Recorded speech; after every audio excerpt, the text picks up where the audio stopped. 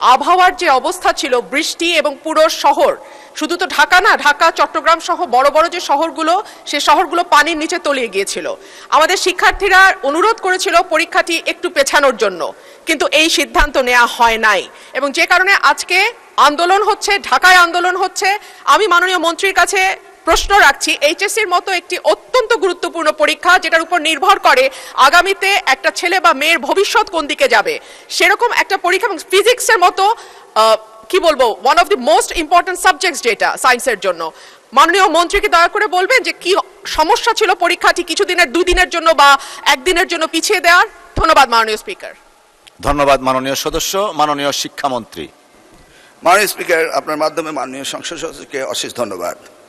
পরীক্ষা আমরা নিয়ে থাকি সারা বাংলাদেশে। এসএসসি পরীক্ষায় প্রায় 2700 সেন্টার রয়েছে এবং 64টি জেলায় এই 2700টি সেন্টার একত্রে পরীক্ষা শুরু হয়।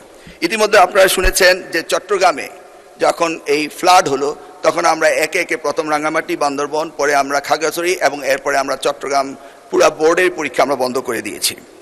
আমরা লক্ষ্য করেছিলাম বৃষ্টি হচ্ছিল এবং আমরা মনিটরিং করছিলাম।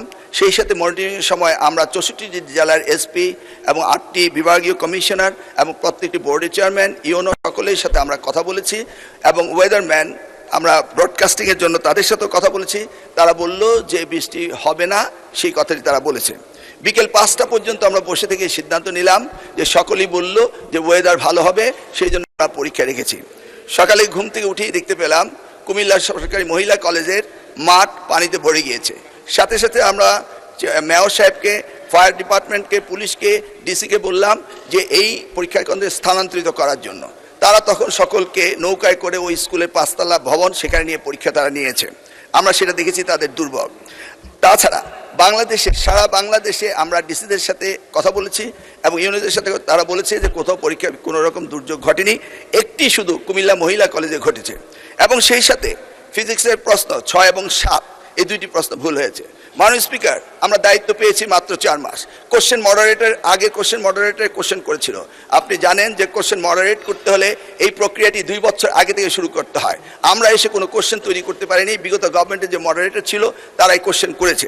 তবুও আমরা তাৎক্ষণিকভাবে ঘোষণা দিয়েছি যে ফিজিক্সের 6 এবং 7 2টি কোশ্চেন ভুল হয়েছে, সেটাকে আমরা ফুল ক্রেডিট দিয়ে দেব, সেটা আমরা বলেছি। এবং পরীক্ষা যথাযথ হচ্ছে কিনা সেইভাবে সাহায্য সহযোগিতা করার জন্য আমরা সকলকে প্রস্তুত রেখেছিলাম। আজকেও আমরা সারাদিন কথা বলেছি এবং প্রত্যেকটি আমাদের সাথে যারা স্টেক হোল্ডার রয়েছেন তারা বলেছে পরীক্ষা সুন্দর হয়েছে, সুস্থ হয়েছে। একটি জায়গায় শুধু কুমিল্লা সরকারি মহাবিদ্যালয়ে এই ঘটনাটি ঘটেছে এবং সেখানে পরীক্ষা সুন্দর হয়েছে। আমরা নির্দেশ দিয়েছি যে পরীক্ষা বিলম্বতে শুরু করার জন্য, এবং যে মেয়েটি কাপড় ভিজে গিয়েছিল বাড়ি থেকে কাপড় আনা হয়েছে, 1 ঘন্টা পরে পরীক্ষা নেওয়া হয়েছে এবং পরীক্ষার সময়সীমা বাড়িয়ে দেওয়া হয়েছে।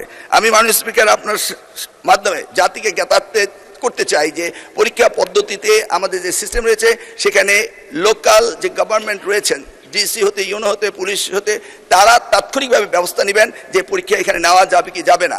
যদি তারা মনে করেন দুর্যোগ, তারা পরীক্ষা বন্ধও করতে পারেন। আমরা বারবার কথা বলেছে না স্যার, আমরা ঠিক মতোই নিচ্ছি, এবং আপনারা দেখতে পেয়েছেন যে বৃষ্টির পানি কোথায় কোথায় ছিল, সেগুলো আমরা সকলেই লক্ষ্য করেছি। কোমলমতি সন্তানদের জন্য আমাদেরও মায়া রয়েছে।